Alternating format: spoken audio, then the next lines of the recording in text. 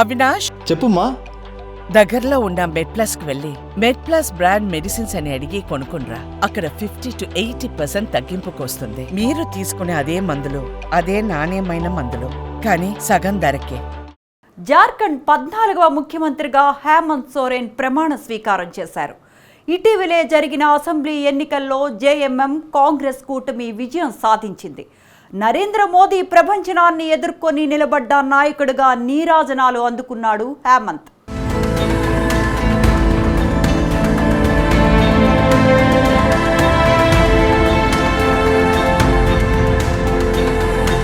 జార్ఖండ్ 14వ ముఖ్యమంత్రిగా హేమంత్ సోరెన్ ప్రమాణ స్వీకారం చేశారు. హేమంత్ సోరెన్తో గవర్నర్ సంతోష్ కుమార్ గంగ్వార్ ప్రమాణ స్వీకారం చేయించారు. జార్ఖండ్ ముఖ్యమంత్రిగా హేమంత్ సోరెన్ బాధ్యతలు స్వీకరించడం ఇది 4వసారి. రాంచీలోని మొరాహాబాద్ మైదానంలో ఈ ప్రమాణ స్వీకార కార్యక్రమం జరిగింది. ఈ కార్యక్రమానికి పలువురు ఇండియా కూటమి ప్రముఖులు హాజరయ్యారు. వీరిలో ఏఐసీసీ అధ్యక్షుడు మల్లికార్జున ఖర్గే, లోక్సభలో ప్రతిపక్ష నాయకుడు రాహుల్ గాంధీ, పశ్చిమ బెంగాల్ ముఖ్యమంత్రి మమతా బెనర్జీ, ఢిల్లీ మాజీ ముఖ్యమంత్రి అరవింద్ కేజ్రీవాల్, కర్ణాటక ఉప ముఖ్యమంత్రి డీకే శివకుమార్, సమాజ్వాదీ పార్టీ చీఫ్ అఖిలేష్ యాదవ్, రాష్ట్రీయ జనతాదళ్ అగ్రనేత తేజస్వి యాదవ్ ఉన్నారు.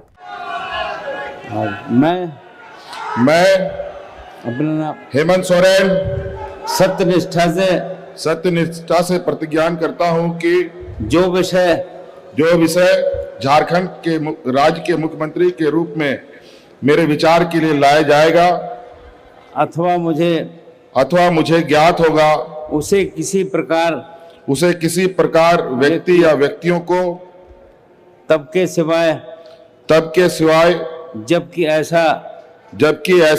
ऐसे मुख्यमंत्री के रूप में अपने कर्तव्यों के समय निर्वहन के लिए ऐसा करना अपेक्षित हो मैं प्रत्यक्ष अथवा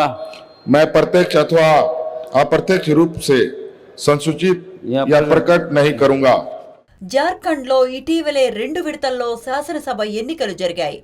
ఈ శాసనసభ ఎన్నికల్లో జార్ఖండ్ ముక్తి మోర్చా కాంగ్రెస్ కూటమి ఘన విజయం సాధించింది. మొత్తం 81 నియోజకవర్గాలలో జేఎంఎంకు 34 సీట్లు వచ్చాయి. అలాగే కాంగ్రెస్ పార్టీకి 16 సెగ్మెంట్లు దక్కాయి. వీటితో పాటు ఇండియా కూటమిలో మరో భాగస్వామ్య పక్షమైన రాష్ట్రీయ జనతాదళ్కు 4 నియోజకవర్గాలు లభించాయి. ఇదిలా ఉంటే ఈ ఎన్నికల్లో బీజేపీ కేవలం 21 నియోజకవర్గాలతో సరిపెట్టుకోవాల్సి వచ్చింది.